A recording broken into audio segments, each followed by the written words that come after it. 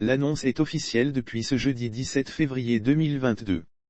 La France et ses partenaires européens et canadiens des forces Barkhane et Takuba ont décidé de quitter le Mali en raison de la dégradation de leurs relations avec la junte militaire.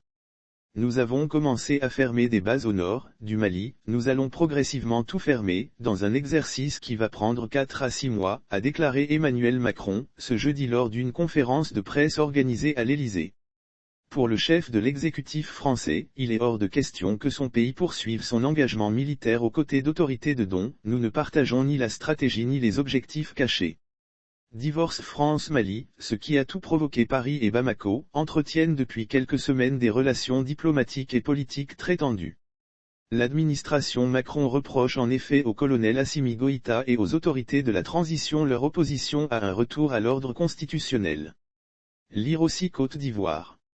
Attaque au nord / un militaire sur le front fait une révélation de taille, le pouvoir Ouattara dans le pétrin. Le recours par les autorités de la transition aux mercenaires russes de Wagner dans la lutte contre le terrorisme dans le nord du Mali a également pesé dans la balance.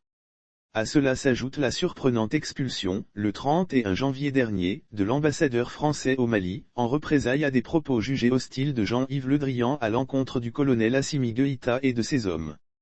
Alassane Ouattara annonce des mesures vigoureuses pour Alassane Ouattara, le chef de l'État ivoirien. Il est clair que ce départ inattendu de la force Barkhane et de Takuba du Mali crée un vide dans le plan des opérations de lutte contre le terrorisme.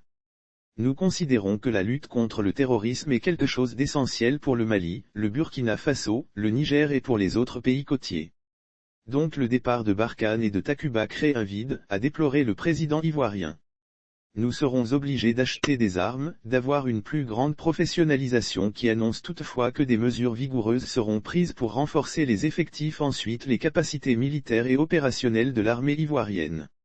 Lire aussi Mali, la junte expulse l'ambassadeur de France et lui donne 72 heures pour quitter le pays. Nous serons obligés d'augmenter nos forces de défense. Nous serons obligés d'accroître la protection de nos frontières. Nous serons obligés d'acheter des armes, d'avoir une plus grande professionnalisation, a fait savoir le président Alassane Ouattara.